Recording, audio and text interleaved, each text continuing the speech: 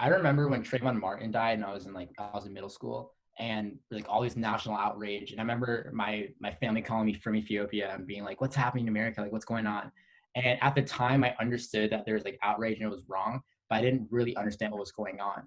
And then so fast forward some years and Flano Castile's killed by an officer, a part of the St. Anthony Village Police Department up here in Minnesota, right here in the Twin Cities. And I actually volunteered with the officer who shot and killed Flano Castile. So that was really an eye-opening experience to me. And I was like, wow, like this is really everywhere, you know? You read about it like happening on the news in like LA and New York and whatnot, but you never expect it to happen in Minnesota. And so at that point, I became like really involved in like researching police brutality and like the themes across American history and how the police have been like used continuously to abuse those who don't have power. And so after the death of George Floyd, I mean, you watch a video and whatever your political opinion is, like you're outraged, like that's a terrible death right there. As a whole, I'm actually pleased with the response because now like many people, and not only disadvantaged minorities, are really getting the message across that this is wrong and it has to be stopped. What has the atmosphere been like for you, just because you're so close to the actual area in which this happened, being like at the exact location where it is happening? What has that been like for you? Yeah, it's crazy because I've been able to witness the tonal shift firsthand and how that tone is developing every single day. I actually missed out the first march,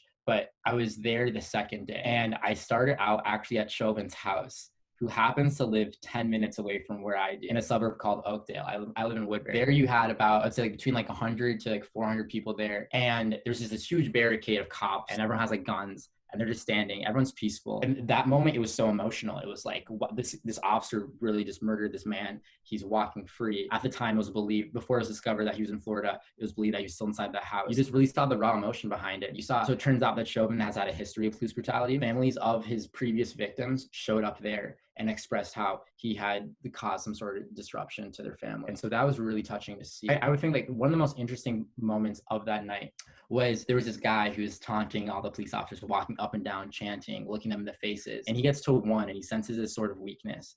I guess it was like that atmosphere that the guy was emitting. He like keeps on railing into him and he's saying things like, I know you know this is wrong. You're better than this. And after about maybe like only 2 minutes of pestering him, you see a single tear fall down the officer's face before another, and then a couple other, and he's not really crying, but he's tearing up. And the audience the protesters, us, we catch it. Immediately when he starts crying, we see this officer walk up to him, whisper in his ear something, and the officer takes his spot while the officer who's in emotional distress steps to the back where no one can see him. Like that was really profound to me because I was like, wow, that's really representative of the policing system. People say, well, not all cops are bad, and that's definitely true. People understand it's a systemic issue, that there's policing laws and rules that protect cops at the expense of the civilians protecting. And in that moment, I saw a good cop, know that this is wrong, feel guilty for it. And for that, he was booted out and sent to the back, and another one was sent to replace him. Immediately after that, I went to the cities where it was the first night of the riots. I didn't know it was going to be riots. I knew it was going to be intense. So I witnessed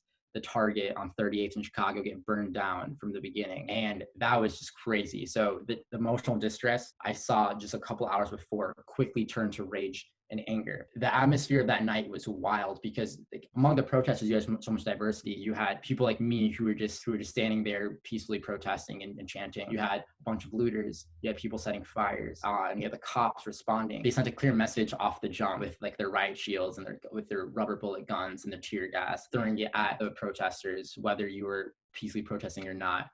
Some chose to throw the tear gas back, some threw fireworks at the police. Police responded with rubber bullets. I returned the next night for the second night of protest, and now I don't want to categorize any of the protesters as some sort of militia in some way, but it felt like a war zone. That force just kept on building until the next day there was more protests, and they took over the police. The police couldn't handle it anymore. On my fourth day, which was the fifth day of the protest, I believe, protesters in midday burned down the Minneapolis Police Department. I think that's unprecedented. I'm not sure that's ever happened before. I don't think it has. The reaction to the protests were increasingly more violent and protesters were increasingly being villainized. But now it felt like they were all against us. It completely flipped the metropolitan area of Minnesota around. It's never been like this before. I can't say it's not justified, the emotions that people felt and how they wanted to express themselves. The videos you see online are really not representative of what's happening. In my opinion, it's a fraction of the reality. It seems like there's been some sort of effort, I mean, I don't know, so I can't say, to hide all the unity that's been happening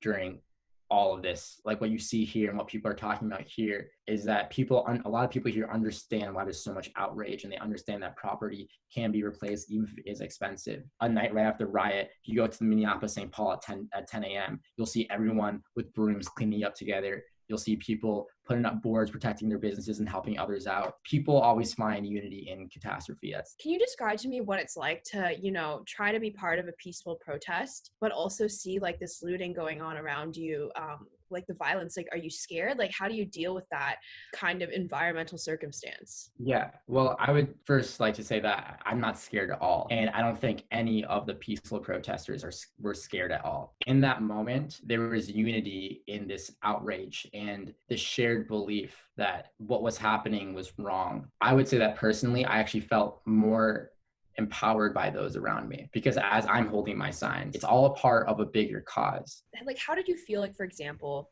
about like Minnesota's like governor, for example, the decision to bring in the National Guard? Like, you had mentioned that when you're like on the streets, like, what is that like for you? From a civilian standpoint, it's that is threatening, and it's intimidating because you're sending the National Guard. Most people, what Minnesota is, you wouldn't expect it. And so there's that fear in the unknown of like, what's going to happen here? What's happening here? I don't know. I don't think it took away from the movement at all. I think they only added flames to the fire. All this could have been prevented if they just arrested all the cops in the first place, right? I wanted to ask you about what you think Princeton's role in this situation should be. Like, we saw a message actually from Dean Dolan today about, kind of like addressing this topic. Like, what are your thoughts on the message? What are your thoughts on initiatives that the university should take? I'm not sure of the intentions or motivations driven behind the messages that Princeton has sent to students.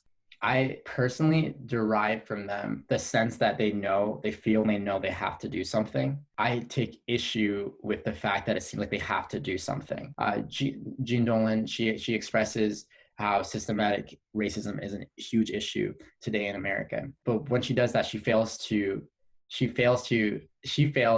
well as Eisengruber, as well as most of the administration's emails that I've seen, to include how Princeton has played a large role in that. Whether you're in favor of Woodrow Wilson being all over the campus or not, it's undeniable. It's facts that Woodrow Wilson introduced segregation to the United States Senate or to the United States government. He was president of Princeton, and his legacy is all over our campus and it's all over the world. Step one is to acknowledge Princeton's role in maintaining these systems that suppress racial minorities, especially African Americans. I think it'd be really good harder for Princeton to look back at the things that Black students or other racial minorities have expressed they need in the past and haven't received.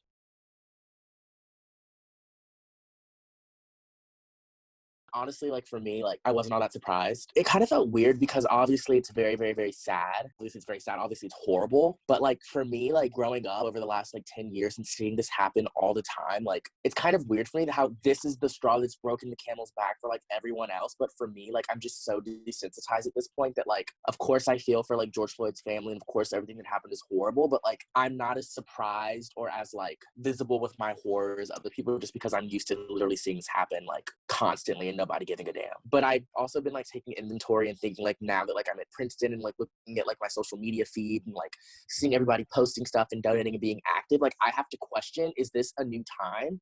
This is one of the first times like kind of in my life where I have not felt the burden of like being like the only like Black person in the room to like educate other people. I don't think it's a coincidence that people are responding to this on the back of seeing like the horrifying data of like the effects of systematic racism when it comes to like coronavirus. The death of George Floyd was a shock to me, and honestly, I couldn't watch the entire video because it was just so appalling, the actions committed by the police officers. I'll start even earlier, actually. It started for me, death of Ahmaud Arbery. As someone who lives in Georgia and grew up in Georgia, that kind of set the tone. Then we saw what happened with Amy Cooper, and then we saw the death of George Floyd. And I've heard this a lot, but it symbolized society in a way, and the institutions, and putting, the knee on the neck of Black men everywhere. So that was really jarring, and just to see the video and see the image. Following that, I was just in a lot of pain, honestly. And for me, the biggest takeaway there and what I was thinking about is that I was seeing all these, Instagram videos of people I knew at protests. And those people were showing me a peaceful picture. And then I go on the news and I see just like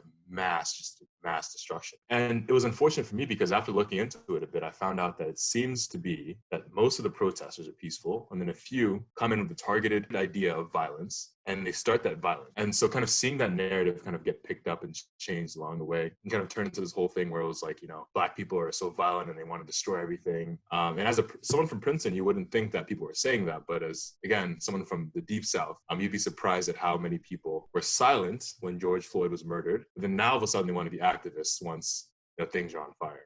I do not personally believe in taking to the streets and looting and rioting, but I cannot condemn people who do it simply because it has been too long. For too long, these peaceful protests have been unheard. You know, people say if you protest peacefully, change will come, yet these same issues are still in our society. I don't think that it's necessarily the answer, because I think when you riot and you loot, it allows you to go to a place of hate in your heart, and I think that's not healthy for yourself. And I think that's why I don't believe in violent protest, because I think it's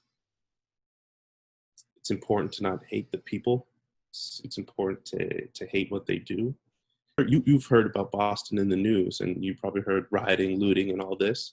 In reality, I believe there was like an UGG store broken into, and like a Walgreens broken into, and like people, like I think people probably stole like 5 bags of chips from like Walgreens. Like, compared to like 400 years of like slavery and police brutality, like I'm willing to let that slide.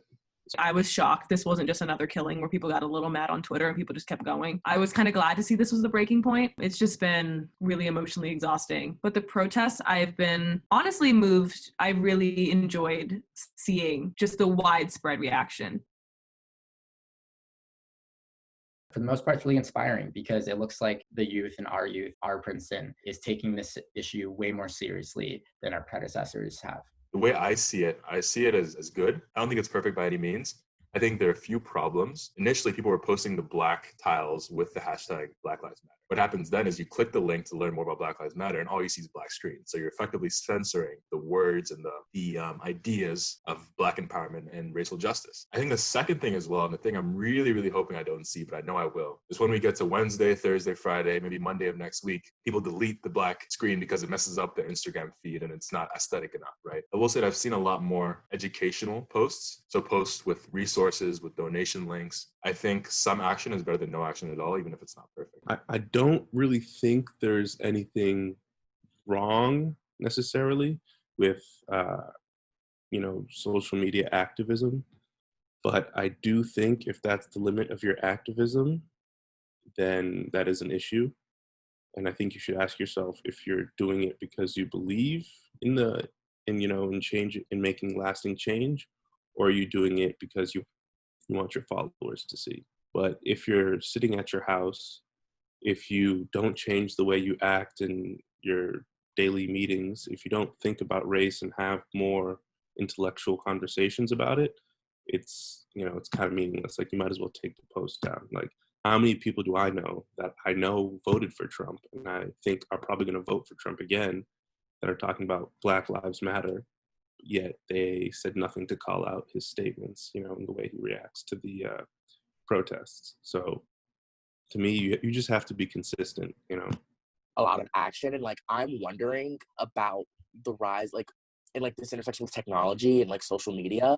There's not really a centralized figure in all of this. That's kind of like a lot of it's like very decentralized. People like there's not like a coherent list of demands that everybody protesting around the country is demanding. And I think it's because of social media, with everybody having a platform, everybody being able to organize a lot more effectively than like you could have done in the 60s when like there had to be a centralized leader. But what I'm concerned about is like the lack of a centralized leader. Like, is that, how productive is it? But also I think in the age of Twitter and the age of social media, it's just so hard to find a centralized person because everybody has a platform. Like, these celebrities and public figures are kind of serving as the central people to push for action and push for change. Now, in this case, instead of there being one face, there's multiple faces and multiple different platforms. I'm really excited to see all these celebrities speaking out. These celebrities are really like giving people like the audacity, and like this is an audacity that I think has always been there, but people didn't really know that they had, and like it's really exciting for me, at least, to see people finally like embrace like this, like just this audacity. I've been very impressed. Students and student organizations responding to this not as like a hot button, like a political, I think there's good on both sides, like our president said. They're responding to it appropriately and acknowledging that, and like not even pretending that this is political, and just saying like this is just it's just gotta stop, you know. Even for me, the amount of activism that I've been witnessing has completely blown my expectations out of the water.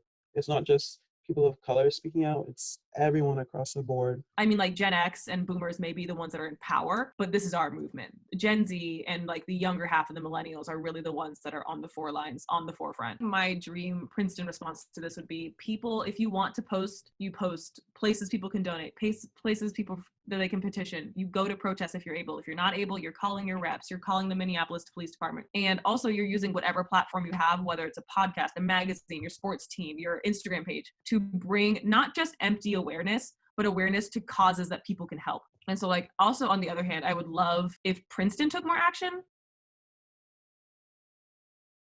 It's not necessarily coming from the protesters, but from other groups that are capitalizing on the situation and trying to take advantage of the protests, using it as a guise. It can also be the heavy militarized police response to the largely peaceful protests. Now, if you compare that with a situation at the Michigan State House and other state houses across the country a few weeks ago, when people were protesting against the gubernatorial imposed stay-at-home orders with rifles and arms in hand, standing right in front of police officers, threatening lawmakers, the police was calm and orderly. Juxtapose that with the protesters, who are largely peaceful, and the police is showing up with tanks, the National Guard was deployed. So I think when you bring that aggression on full display, some people in the community are going to react. All the movements in the past for civil rights of all kinds usually have some kind of powerful leader in the front. And I think that just helps to have a unified front and have a targeted message. We don't have one right now. You know, it's kind of a collective outrage, and it is becoming trendy, and activism is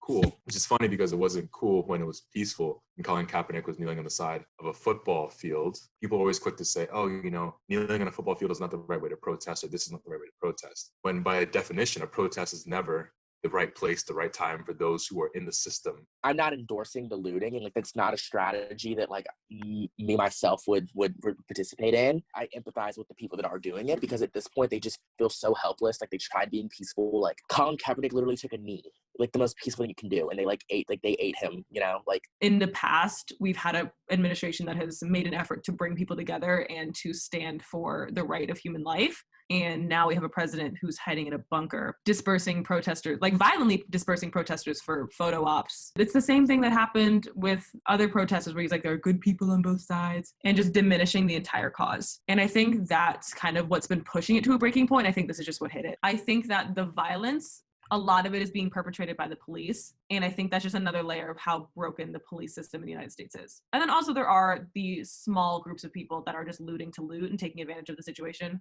which is abhorrent. I mean, it's the epitome of white privilege that you're going to take advantage of a movement that's fighting for Black people's right to exist and be like, now's the time for a new TV.